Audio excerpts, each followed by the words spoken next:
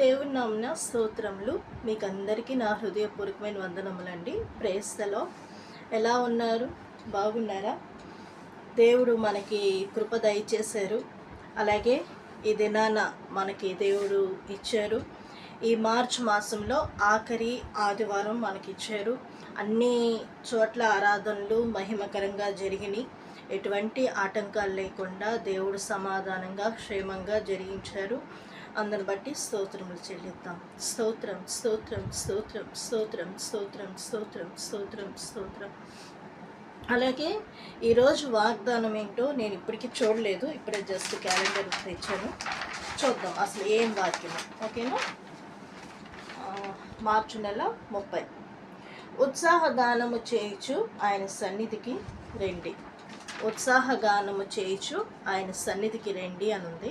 అసలు కీర్తనలు 100లో ఉంది, 2వ వచనంలో ఉంది. మొదటి నుంచి మనం చదువుకుందాం.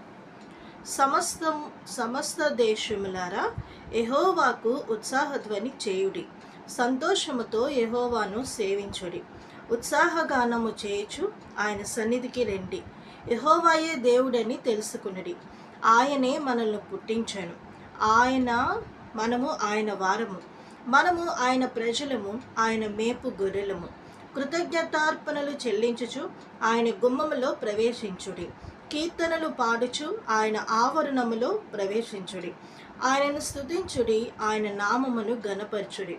యెహోవా దయాళుడు, ఆయన కృప నిత్యముండును, ఆయన సత్యము తరతరములుండును. ఆమేన్. చూడండి ఎంత చక్కటి వాక్యం. అసలు సమస్త దేశములారా, ఒకటి కాదు, సమస్త దేశములారా యెహోవాకు ఉత్సాహధ్వని చేయుడి. దేవుణ్ణి స్తుతించాలి. సంతోషముతో యెహోవాను సేవించుడి. సంతోషముగా దేవుణ్ణి సేవించాలంట. ఉత్సాహగానము చేయుచు ఆయన సన్నిధికి రండి. యెహోవాయే దేవుడని తెలుసుకునిడి. యెహోవాయే దేవుడని తెలుసుకునిడి. ఆయనే మనల్ని పుట్టించెను. మనము ఆయన వారము. మనం ఎవరమండి? దేవుని వారము. మనము ఆయన ప్రజలము, ఆయన మేపు గొర్రెలము. మనం ఎవరమి? దేవుని ప్రజలమి. ఆయన మనల్ని మేపుతున్నారు, గొర్రెలమి. చూడండి, ఈ మధ్య మనం సోషల్ మీడియాలో చూస్తాం, గొర్రెలు గొర్రెలు గొర్రెలు. అవును, మనం గొర్రెలమే, దేవునికి లోబడే వారమే కదా. ఓకే. కృతజ్ఞతార్పణలు చెల్లించుచు ఆయన గుమ్మములో ప్రవేశించుడి. దేవుడు చేసిన మేలులు మనం జ్ఞాపకము చేసుకుంటూ మనము ఆయన గుమ్మములో ప్రవేశిస్తున్నాం. కీర్తనలు పాడుచు ఆయన ఆవరణములో ప్రవేశించుడి. కీర్తనలు పాడుతూ ఆయన ఆవరణంలో ప్రవేశించాలి. ఆయనను స్తుతించుడి, ఆయన నామమును ఘనపరచుడి. మనం స్తుతించాలి, దేవుని నామాన్ని ఘనపరచాలి. యెహోవా దయాళుడు, ఆయన కృప నిత్యముండును, ఆయన సత్యము తరతరములుండును. ఆమేన్. దేవుడు మనకిచ్చిన వాక్యమును బట్టి సంతోషిస్తామండి. ఇంగ్లీష్లో ఏముందో మనం ఒకసారి చూద్దాం. Shout for Joy to the world, shout for Joy to the lord all the earth. Worship the lord with gladness. Come before him with joyful songs. Know that the Lord is God. It is he who made us, and we are his people, the sheep of his pasture. Enter his gates with thanksgiving and his courts with praise. Give thanks to him and praise his name. For the Lord is good, and his love endures forever. His faithfulness continues through all generations. చూసారా, ఇంగ్లీష్లో ఎంత చక్కగా ఉన్నది. చాలా చక్కగా. Generations, తరతరములుండను. Okay. ఈ దినాన మనం చూస్తే ఉత్సాహగానం చేయటం ఎంత ప్రాముఖ్యం అంటే, దేవుని ఆరాధించడం అనేది ప్రాముఖ్యం. దేవుణ్ణి ఆరాధిస్తున్నాం, మహిమపరుస్తున్నాం కదా. ఆయన సన్నిధిలో మనం ఉంటున్నాం, పాటలు పాడుతున్నాం, దేవుడు చేసిన మేలు తలంచుకొని అందరము కూడా ఎంతో స్తుతిస్తున్నాం. ప్రభు మనకు చేసిన మేలును బట్టి మనం ఎంతో స్తుతిస్తున్నాం. ఆయన చేసిన మంచి కార్యమును బట్టి మనం స్తుతిస్తున్నాం. అలాగే ఈ దినాన మనం చూస్తే సమస్త దేశములారా యెహోవాను స్తుతించుడి. దేవుడు మనకి దావీదు కీర్తనలో మనకి ఈ మాట ఉన్నది. సమస్త దేశంలారా, నిజమే, అన్ని దేశాల వారు దేవుని స్తుతిస్తూ వస్తున్నారు. ఆయన మహిమను చూస్తున్నారు, అద్భుతాలు చూస్తున్నారు, ఆకాశం వైపు తేరి చూస్తున్నారు, దూతలు కనబడుతున్నట్లు. ఆ తర్వాత ప్రళయాలు, ఈ మధ్యన ఎర్త్క్విక్స్ మనం చూస్తూనే ఉన్నాం. అది కొన్ని ప్లేసెస్లో బ్యాంకాక్ ఇంకేదో సంథింగ్ ప్లేసెస్లో ఎర్త్క్విక్ వచ్చింది. ఎన్నో పెద్ద పెద్ద బిల్డింగ్స్ పెద్ద పెద్ద కట్టుకున్నారు. ఏం ప్రయోజనం? దేవుని కృప లేకపోతే అంత వ్యర్థమే అయిపోతుందండి. ఇంకోటిది ఏంటంటే, ప్రభు మనల్ని ఆశీర్వదిస్తున్న కొలది మనము ఒదిగి ఉండాలి.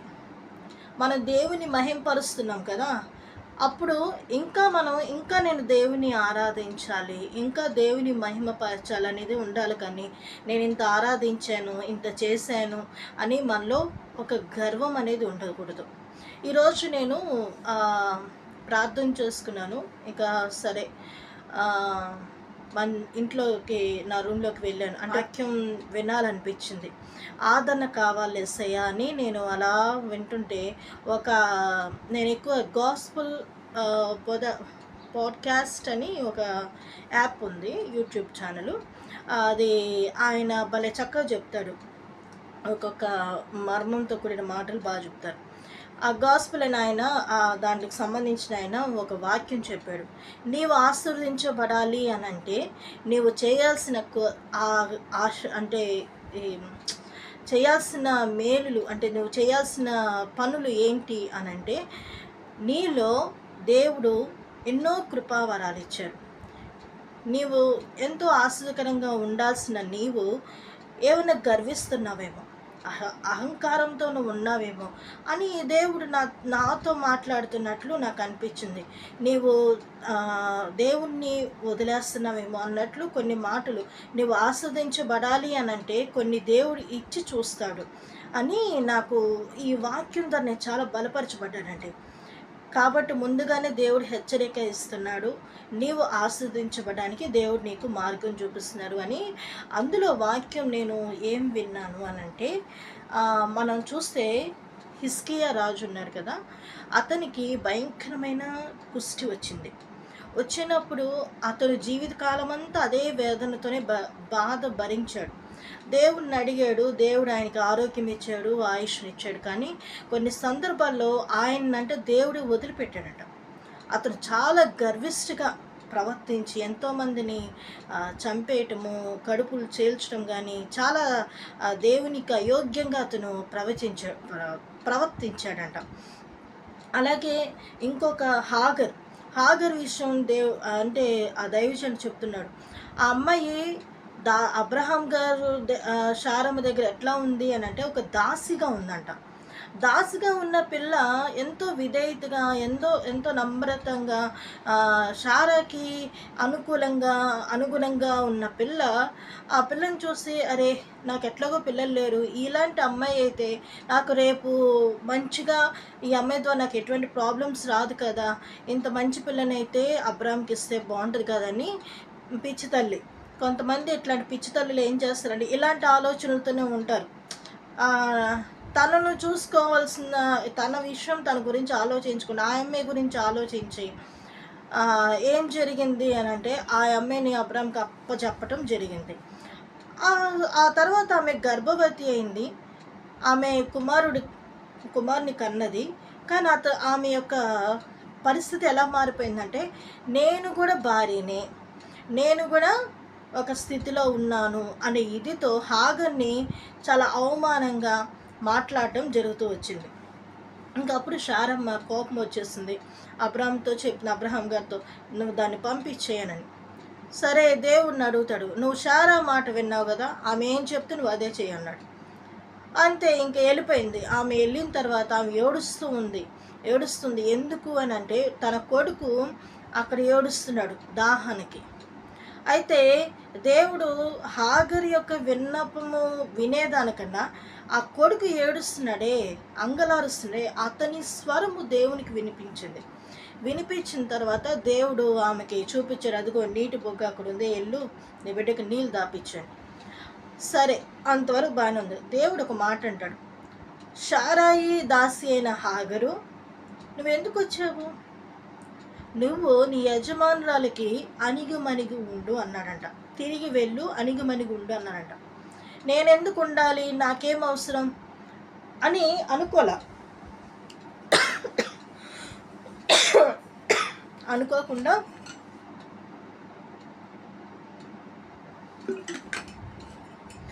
ఆ మాట అనుకోలేదంట. తను అనుకోకుండా తిరిగి వెళ్ళటం వల్ల దేవుడు ఆమె గర్భంలో నుంచి రాజులు వచ్చారు, చక్రవర్తులు వచ్చారు. ఆమె గర్భంలో నుంచే ఆమె వంశము ఆస్వాదించబడింది. కేవలం ఏంటంటే దేవుని మాటకి విధేయత చూపి అణిగిమణిగి ఉంటాను, వెళ్ళు అన్నట్టు వెళ్ళింది. నేనెందుకు ఉండాలి అని అనుకోలేదంట ఆమె. నెబుకద్నెజరు కొంతమందిని దేవుడే హెచ్చిస్తాడంట. రాజులనైనా పెద్ద స్థానంలో దేవుడే ఉంచి వాళ్ళని హెచ్చిస్తారంట. హెచ్చించిన తర్వాత వాళ్ళ యొక్క బిహేవియర్ని కూడా దేవుడు గమనిస్తుంటాడంట. గర్విస్తాడా, లేకపోతే విధేయత చూపిస్తాడా, తగ్గించుకుంటాడా అని దేవుడు నెబుకద్నెజరు విషయంలో చూస్తే, నెబుకద్నెజరు భయంకరమైన గర్వంతో నిండిపోయి ఉన్నాడు. అతను ఆ గర్వంతో నిండి ఉన్నప్పుడు దేవుడు అన్నాడు, నీవు మనుషుల చేత త్రోయబడతావు, ఒక పశువులాగా అయిపోతావు, గడ్డి మేస్తావు అని అతను ఒక శాపాన్ని ఆ దేవుడు చెప్పిన తర్వాత అదే పరిస్థితి అయింది. ఎప్పుడు అతను దేవా నన్ను క్షమించు అని దేవుని ఎప్పుడు కోరుకున్నాడో మళ్ళా మనిషిగా మారాడు. అంటే దేవుడు ఒకటి ఇస్తాడు, ఆ తర్వాత పరీక్షిస్తాడు మన జీవితంలో అని నాకు ఆ దైవజనుడు చెప్తుంటే నిజమే తండ్రి.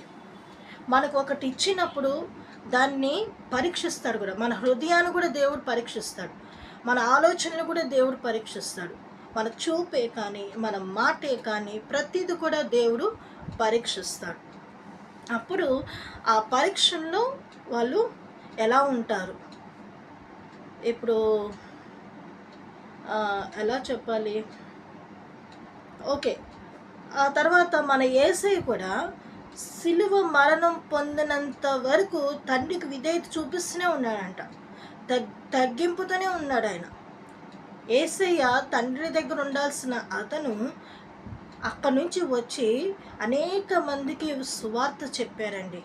సువార్త చెప్పి దేవుని మాటలు చెప్పిన తర్వాత ఆయన అనేక మంది చేత అవమానించబడ్డాడు, తృణీకరించబడ్డారు, ఆశీర్వదకరంగా నడిపించబడ్డాడు. ఆకలి అందరికీ తీర్చాడు, ఆయనకి ఆకలి తీర్చబడింది, ఎంతోమందిని స్వస్థపరిచాడు. అయితే ఆయన చేసిన మంచి ప్రజలు గుర్తించారు, కానీ అక్కడున్న అధికారులకు మాత్రం అది సహించల. ఎప్పుడప్పుడు ఆయన చంపేయాలి, ఎప్పుడెప్పుడు అని చెప్పేసి ఇస్కరియోతు యోధ ఉన్నాడు.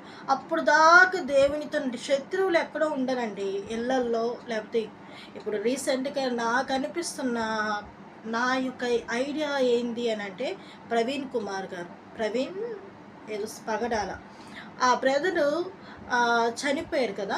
నాకు తెలిసి అక్కడ ఆ సరౌండింగ్స్లో ఆయనకి సంబంధించిన మనుషులే ఈయన పట్టించినట్లున్నారు.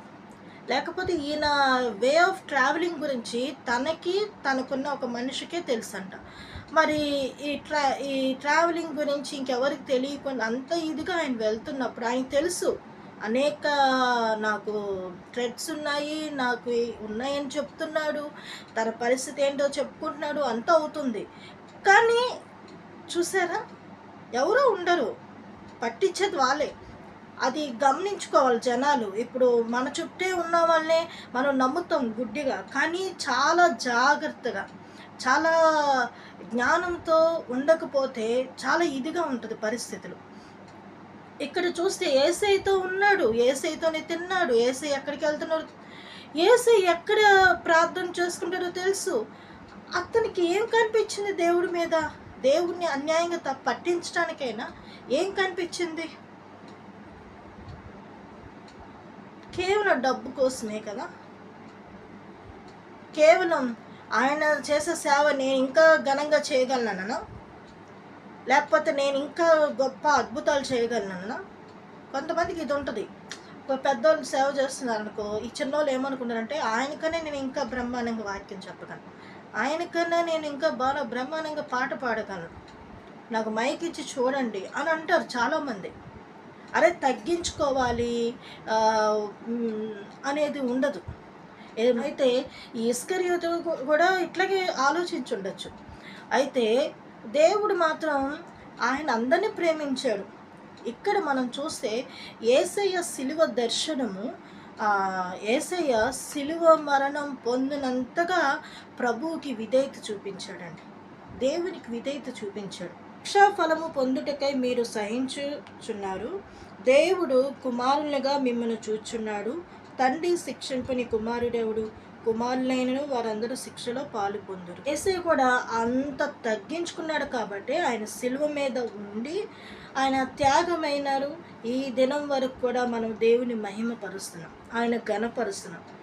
అయితే నేను ఆ వాక్యం విన్న తర్వాత లేచి కూర్చొని, ప్రభా నాలో ఏమి అవిధేయత ఉన్నదో తొలగించుతండి, నేనేమన్నా అహంకారంగా గర్విష్ఠిగా నేనున్నానా, దయచేసి నన్ను మన్నించుతండని దేవుని దగ్గర ప్రార్థన చేసుకొని, ఇక నేను దేవుడు నన్ను ఎక్కడూ గద్దిస్తులే, మందిరం శుభ్రం చేసుకో, ఆ పని చేసుకో, అది నీ పని.